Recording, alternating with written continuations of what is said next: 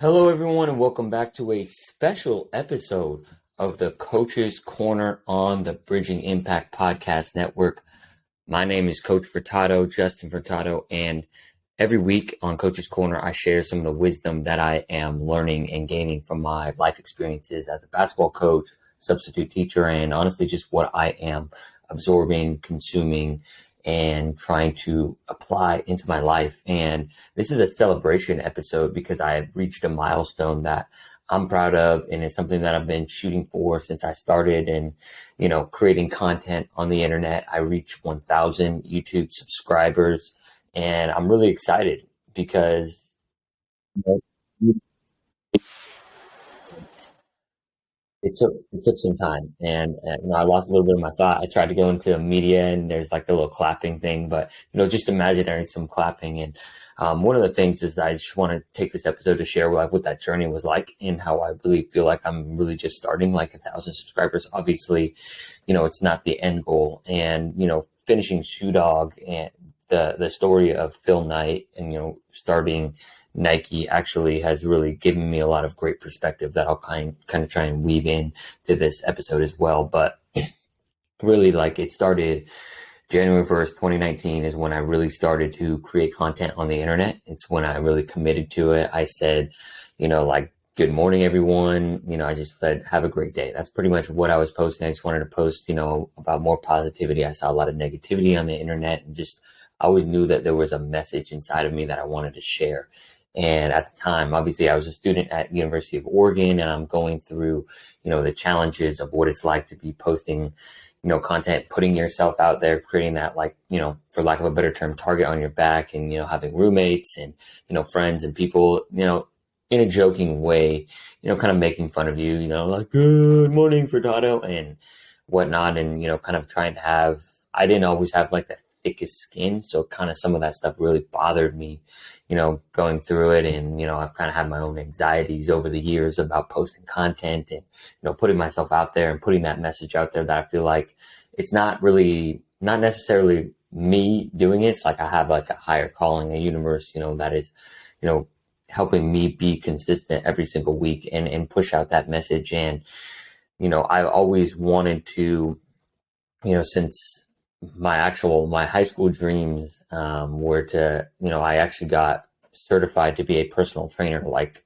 as soon as I was done with my senior year. And, what I originally thought when I went to University of Oregon, I thought I was going to be a personal trainer. Like, I was in the kinesiology program, and really quickly I shifted and to, public planning, public policy, and management. And that's because, like, they have a really good nonprofit side of that program. And because I originally, I wanted to start like a nonprofit gym for kids. And then I got involved in the Boys and Girls Club and really loved that mission. And Boys and Girls Club's actually where the first time I really had the opportunity to coach. And it's really funny because I'm going to talk to my teacher who taught my coaching class, who helped me run that first class today. And that episode will drop next Wednesday. So stay tuned for that. That's why you got to subscribe to the podcast, because we have so many wonderful guests. And I've been having a lot of great coaches in my past recently come on and share their wisdom.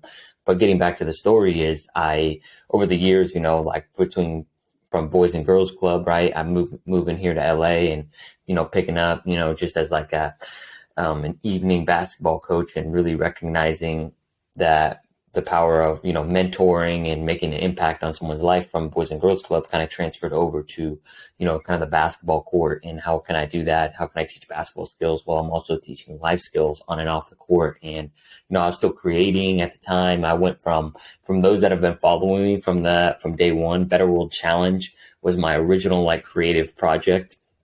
And, for those that are, new with me, long story short, I was created Better World Challenge to essentially, challenge people to be giving back to their communities, right? We ran different challenges like trash cleanups, like, donations where we can, give, I lacking a better term, but like underwear to, homeless shelters and, different challenges like that I just wanted to, get out into the internet and into the world. And so that's how I really got started was Better World Challenge. If you go to my YouTube channel, you can actually watch some of the first original videos, like Better World Awareness. I was just trying to spread positive news, on the internet. And then it turned into Impact, where, I was really trying to help college graduates, find their place in the world, because I know that's something I was really challenged with. Because of the pandemic, I had no idea. I didn't see myself at the Boys and Girls Club working with first graders the year after I went through college. But because of the pandemic, so many things shifted. But I'm so, so grateful that happened, because that is what actually has led me to being a basketball coach. I know that for a fact. And it's kind of amazing how things like line up for your journey when you look back, think and reflect, and, fast forward to where we are in this moment, right? Like, I recognized my opportunity, through basketball coaching here in Los Angeles when I was with Royal Basketball School, that it's something that I'm just like born to do. This is like a responsibility of mine. It's where a lot of positive memories are from when I was a kid, and I want to share that with the next generation.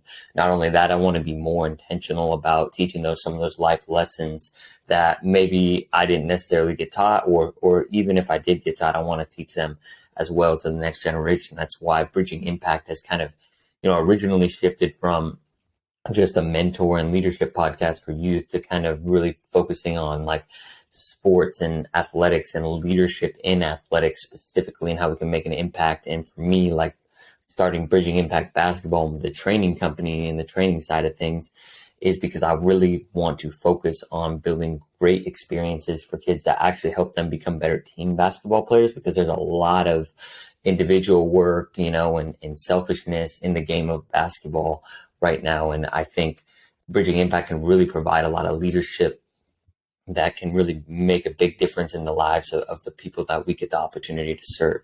And so now I'm kind of aligning the Bridging Impact podcast and the Bridging Impact basketball, training and leadership services, and everything's kind of aligning at once. And now I hit this 1,000 subscriber mark. And, I wouldn't say that it's not an easy thing to do. I mean, I'm not going to claim here that it's easy, but for those that have something inside of them, like a voice, an inner voice that's calling them to do something greater, I just really, encourage you to, kind of listen to it and keep going and keep, being guided along, because it's been a journey, right? Like, let's see, we're in 2013 now. When I started creating in 2019, I actually was doing YouTube content in 2019. That kind of took a break. And I think one of the things that's really helped me over the past year, where I've really been consistent as a coach and a creator, is just, consistently showing up and, trying to always optimize your own personal content, because it's so easy, as I talk to other creators,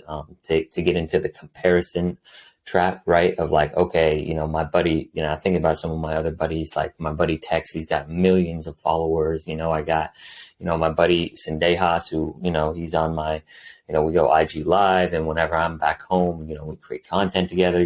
He's launching a successful business, and, it's really easy to compare with your buddies and people of your age and that you see on the internet, right? Like, I just had Tyler on the podcast earlier this week, and he was a great guest. If you haven't listened to that, go listen to that episode. He's 24, we're the same age, but he has a gym and a big following, and I can compare myself to him, but he's put in the hours, he's put in the work to get there.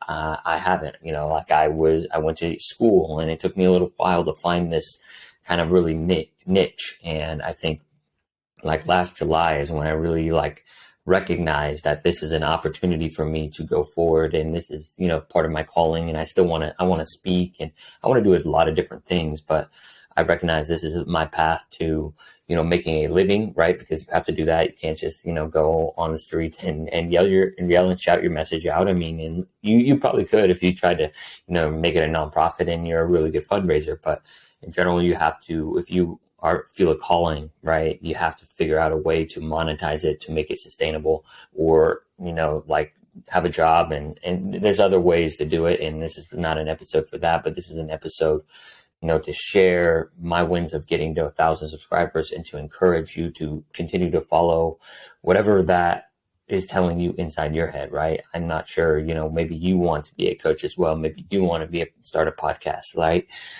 And just recognize that, for me, I quit the Better World Challenge podcast and Better World Challenge because I was really impatient. I wanted to see results now. and I actually was doing really well on the show. Actually, I think probably better than what I'm doing right now on Bridging Impact. But I shifted my focus on Bridging Impact now to really just focusing on the process of things, and focusing on one guest at a time. And it's amazing that if I get 10 listens on a show, that's like 10 people in the room of either me just straight up talking, which is wild, or, bringing in a lot of these amazing guests that I have the privilege of interviewing. So that's kind of the perspective I want to share with y'all. I'm curious, I'd love to know what some of your goals or dreams are that are kind of nudging you along, and, how can the Bridging Impact community help you reach them? Because, as much as I care about athletics, I also want to help transform those that, want to make a difference in the world in whatever, kind of industry and space they're in. So I really appreciate you for taking the time to listen to this episode. If you could share it with a friend, that'd be wonderful. If you want to leave it a little rating on Spotify or a review on Apple Podcasts, I'd really appreciate that. But at the end of the day, right, like we only have one life, one opportunity to be able to make our dreams happen. So why not do it? And of course, it's not going to happen overnight, right? And for me, like I'm still just starting, right? I still, Bridging Impact's not full time. I'm substitute teaching, and there's a lot of different things that you can do, and recognizing that it's just going to take patience, right? Like, Gary V says, if you're under 70 years old, you're still young and you can still keep going, and, just to not give up. So I appreciate you all, and I will be in your eyes and ears next weekend. Coach Furtado out.